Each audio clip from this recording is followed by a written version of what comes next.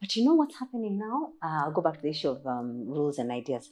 Is that when people are, I've served on panels, interview panels, where you have a HR expert who has done a social media audit on the interview. It's not a joke, and they come with a whole thick bundle, and you don't have to have posted. Just needed to have liked. Then they say this person has a preference for family-oriented posts, leadership. Yeah, because then that gets us. We don't have to tell us, I love family. I don't integrity. Let's just see where you've been spending your time and energy and what it is. So be very mindful that these things actually build up.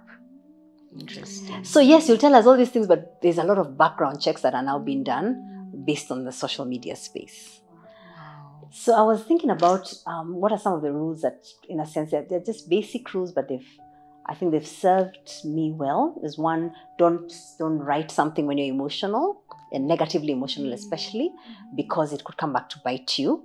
So I remember one time, we missed, we were there early for the flight, and then the flight just didn't show up. And people were so upset.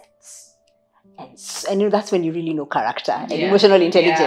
And for me, I was saying all the times I get to the airport praying there's a slight delay. It never happens. This one, when I'm there long before time, what is all this? But I'm like, okay, I have my books and all.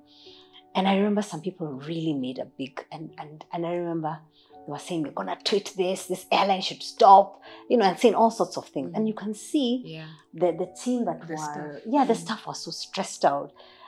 And I was like, what if I was that person? What if that person was my sister? What if we're being spared from something? And as a matter of fact, there was a technical issue that wouldn't have worked for all of us. Anyway, so we spent like 6 hours, And I was like, it's long since I flew, but man, this experience is not funny. But the pressure of wanting to write something when you're emotional is a lot. High. It's very high. So that's one. The second thing that has worked for me is we have a family policy that we don't post. I don't post my family on social media or my spouse, because I think that we are all entitled to some intimate space that should be sacred and just ours, but that's my opinion, and other people have different opinions. So I think what's important is to ask yourself what are your policies around some of these things you do. Why do you do them? So especially with social media, I feel pain because I see when someone is writing so much, I think it's coming from a space of pain and loneliness, and that's the only space where maybe they feel they can be heard or listened to or watched. You see, so when I see that, I'm like, let me pray for that person. Who's their friend? Is if someone I know, can I inbox them? Just ask them what's going on, how can I help? Because it's usually a call for help, but people don't know how to ask for help. We whine, we complain, or we just suffer in silence. Say it out or suffer in silence, which I think is much worse. I had recently a good friend of mine told me that she's gone to Shags to see her mum for a week because she just was really feeling very low. And I was like, what? But I'm here. You know what I mean? I just thought, and it's happening a lot in Nairobi. And then I have another friend who also kind of, went through something on her own. And it's like, we're getting into a culture of individualism, going through things on their own. Individualism. And I'm quite needy. Like when I'm going through things, let me call you. Let me talk about this. And I'm like, that's beautiful. That's beautiful. I love it. But maybe it's because maybe your circle of friends have also embraced that about you. And they also show up like so that you have to you. be also yeah, but I also symbiotic. kind of forced them. So like this friend, I was like, hey, what is it? Yeah. You don't have to tell me. I mean, there's also privacy. Yeah. Have a break at But mums or whatever. But you don't have to suffer in silence when I'm here. Yeah. And this person is quite open and like hard to be. You would not imagine that they would not be able to talk about whatever it is. I think a lot of people do not know when they're going through something how to ask for help. Yes. And I think that's a life skill. And with men, there are a lot of suicides, young men, suicides. I think it's even worse for men talking. Because they were trained, don't show emotions, don't cry like a girl, man up. Yeah. All those messages, I think we need to unlearn them Yeah. and then also speak life into that this challenge has a solution. Yeah. There's no problem that doesn't have a solution. That's very true. But I think when you are going through it, you think you're the only one person who has experienced this. But I also think social media, is money transfers. An old lady was telling us the other day how she misses those days when her children would come home with the envelope of money. Now it's just mobile money. It's just you can transfer money from your account, from your phone, from wherever. And so there's an individualism that has crept up on us. And I saw it. I remember someone was talking at a funeral, some funeral prayers. Sorry that, this is such a somber, then I'm giving you examples of funerals. But on a serious note, and they were saying, we're so happy you're all here because most people will just send money and not come. Yes. And what we want is to see you, to have you near us.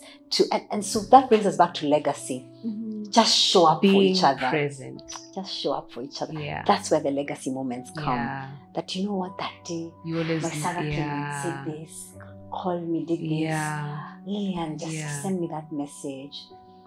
And it's being mindful that you may never know what someone is going through, but if you think about them, that's now my third thing. When I think about and someone keeps playing up on my mind, I'm like, don't ignore it. Yeah. Call them, see them, because probably they're going through something and they just don't know where to start. Wow. So that happens to me where I have an intuition. That not intuition. Sure I pick up the phone and call. Yeah, most of the time you can because I imagine they want to be left alone. But maybe the call for help is in their silence. They're calling psychically. Yeah. They don't even know how to start. They maybe feel ashamed of what it is that's going on.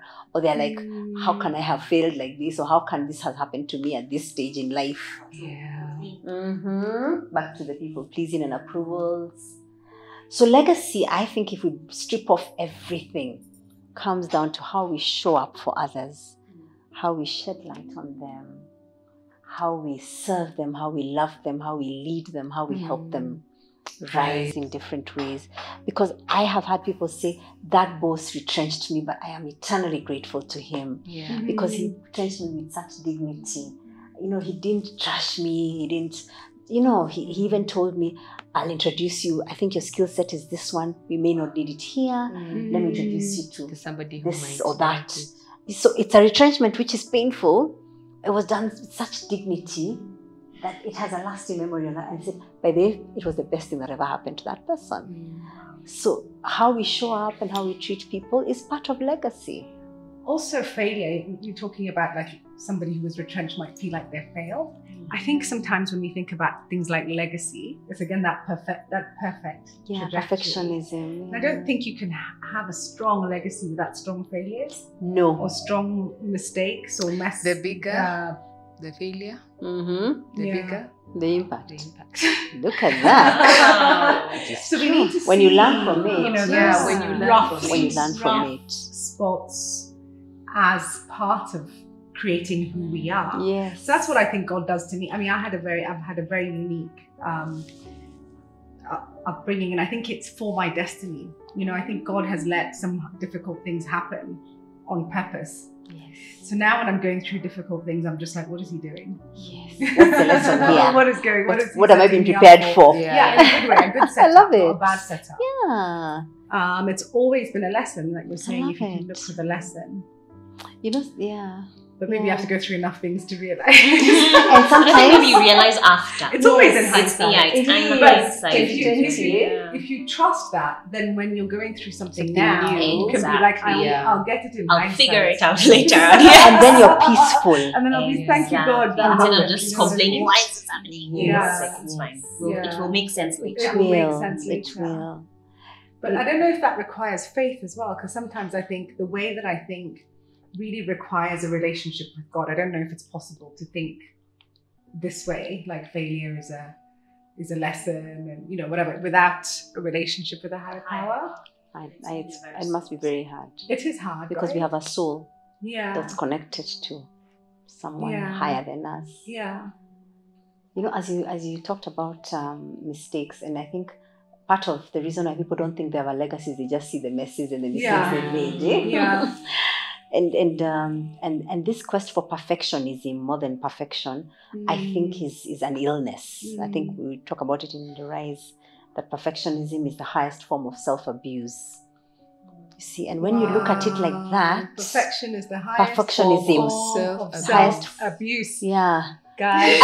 Yeah, perfectionism. Anything is a condition, an illness or something. And why is it that it's the highest form of self-abuse? Because when we fail, and you have a perfectionistic tendency, and I'm a recovering perfectionist, it takes time. We are here recovering. We are still recovering. And it's a journey of life. So I have found, because I used to beat myself down when I fail or I don't do something as I had planned it, perfectly, without realizing that first it's a fallacy, secondly that's life.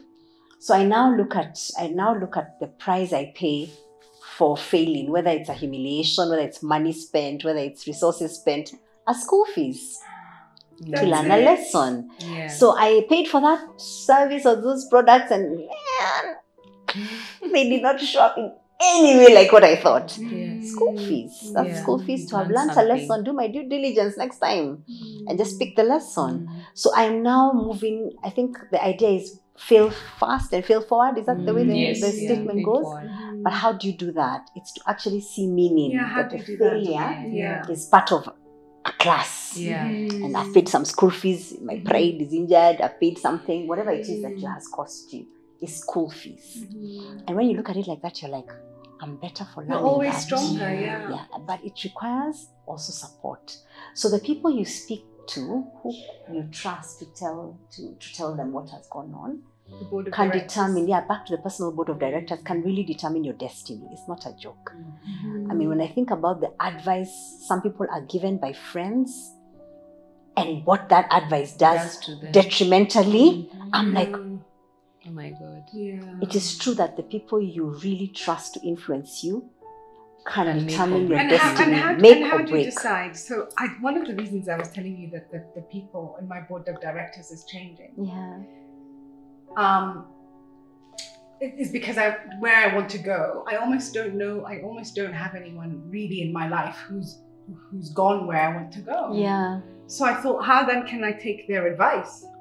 Do you know what I mean? Yes. They're as clueless In that as area. me. Yes, Right? I get And what you. goes on in That where I next want to go, space. right? So should we be choosing our board of directors based on their track record, on their impact? I think that's certainly something you should consider. Yeah, not just because we grew up together. I love them. And sometimes those loyalty ties are actually the ties holding you down. Yeah. Loyalty They're ties. still ties. Yeah, Because they people also are say best don't friends tell in anyone primary. anything. Don't Don't tell tell- your family, right? Yeah. Oh yeah. Yeah. Right? Don't tell anyone anything, especially if it's a failure Yeah. or something like that, right? Don't tell anyone. So you end up talking to those people who are not necessarily qualified to give you the correct advice. They might be the closest to you because they're family or whatever. Yes. But they've not been there. They've not had the lessons in this lesson. That's in this true. I also think place where you're maybe stuck or whatever. sometimes documentation is important What do you mean? in the sense that Sounds very legal. yeah, I sound very legal. I was a lawyer like you in another life. In the sense that writing things down. So if you, and I'm just thinking about it now, if I just wrote down things that I've gone through, even just to myself, Yes. and forget, and then come back and just read them after the fact, there's something that I can draw a lesson from that. I love right? it. I love it. And on top of that, part of leaving the legacy, this is something that somebody else can learn from. So even in your family, like the way we there are all these great things that have happened, or some people in our country, for example, have done, and when they are gone, and their families have really just memories, stories handed down over the years. Some of them are broken telephone at the end of the day. But what if we got into the habit, every single person, of just writing things down? Doesn't matter if you publish your book or what, but just for you have something that people can pick up on. And one day it may come in handy. Maybe when you're much older, you remember, oh yeah, there's that. I used to write a notebook, and you give it to your kids, and when you're gone, they're just going through your diary and they're thinking, wow, my mom was like this and like this. These are her deepest thoughts. And also seeing us, because I think also another thing, just on the parenting part of it, is that your children, or even as your parents, you see them as infallible. They can't do anything wrong. Yes. But being able to read that, this is where I struggled, this is what I did. Yeah. I think also it gives you some, like, I don't have to Yeah. figure it everything all out. Yeah. Produces the perfectionism. Yes, that's true. That's they true. also struggled. Yes. And also we also learn from other people's experiences. Yeah. So I mean that's a wonderful way Mm. of transferring that knowledge, that you don't have to go through all these hot mess of Yes. 25 years, Yeah. For nothing. Yes. That's true.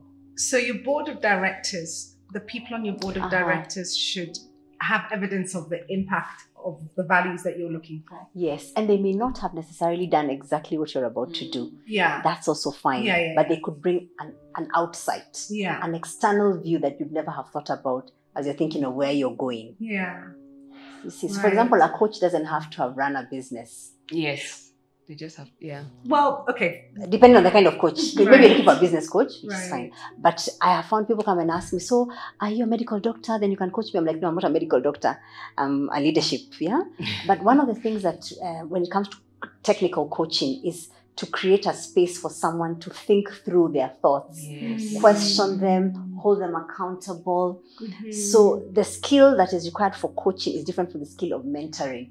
And you could have all these people in your board. Yes. So a mentor needs to have walked the path. Yes. So when I was doing my doctorate... So like if I want to be rich, can I get advice from somebody who's not rich? Okay, so now let us From now a first coaching qualify perspective, what yes. is rich. From a Let us first confirm Let's this just is say bank balance. I want to make USD. $1 billion shillings. Okay. Should I speak to then someone who's made $1 billion shillings? I think it helps to do so, Yeah. but you make sure that there's an alignment of values because you know you can get this billion anyway. Yeah. That's one. Yeah. Secondly, even as you go through that journey, having a coach who Is in the journey you're keep feeling you maybe uncomfortable with this Yeah. or you're struggling with this may not play the same role as the one who's done it before. They will tell you prescriptively, this is what I had to do, this is what I didn't do, this is looking back, this is what you should avoid, this is what you should do. So that's the mentorship. And then the coach now will actually give you a safe space for you to tell us, are you feeling this billion is enough? That's a very different conversation. Are you feeling peaceful with how you're making this million? Or you tell them, I'm feeling a little this, that, the other. And they hold that space for you to have a deeper conversation, to interrogate why you're feeling how you're feeling and to help you move forward with respect to the goal you have, whether it's the billion or whether it's the impact from the billion, whether it's the process to the billion. So I think there's a space for each person to add some value and to hold you accountable in one way or the other. It's just different folks, different strokes. I guess just look at it like coaching a soccer team. Yeah, they don't have to be the ones kicking the ball or even have won a championship. But they can see you have a strength there. You need to be in that formation. You, They by have the an way, eye Gebu for- bench. You, I think, Gebu get up. You see, so they're able to see more because they're not playing the game. They're able to see the arena. And I think it's important to have people who can play the game, who have played the game, and some who Those are who are out there watching.